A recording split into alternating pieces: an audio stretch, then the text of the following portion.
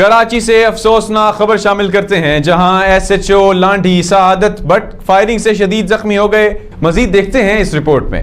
کراچی میں گزشتہ شب لانڈھی نمبر 4 پر 3 موٹر سائیکل سوار 6 نامعلوم افراد نے ایس ایچ او لانڈھی سعادت بٹ پر فائرنگ کی، جس کے نتیجے میں شدید زخمی ہو گئے۔ ایس ایچ او نے ڈکیتوں کو سامنے سے گزرتے دیکھا تو ڈکیت ہونے کا شک ہوا، جب کچھ لمحے کے بعد پھر واپس لوٹ کر اسی جگہ واپس آئے اور ڈکیتی کی واردات کرنے لگے تو سعادت بٹ نے ہوائی فائرنگ کی اور ڈکیتوں کی جانب سے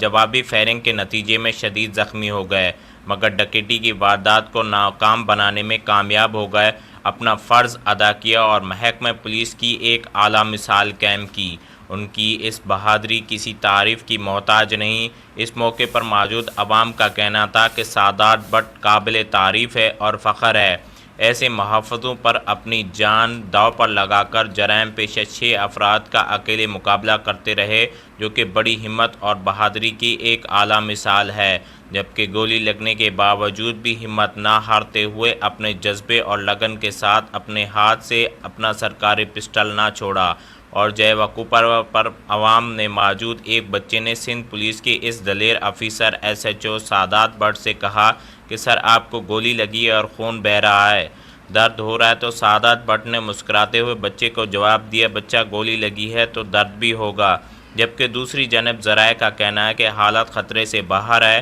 اس وقت جناح ہسپتال سے آغا خان ہسپتال منتقل کر دیا گیا ہے، جہاں پر سعادت بٹ کے ہمراہ D I G east Aamir Farooq, S S P east Muhammad Ali Raza, D S P Landhi Khalid Javed, justice of peace Syed Usman ul-Hassan advocate اور کراچی کے صحافیوں کی بڑی تعداد موجود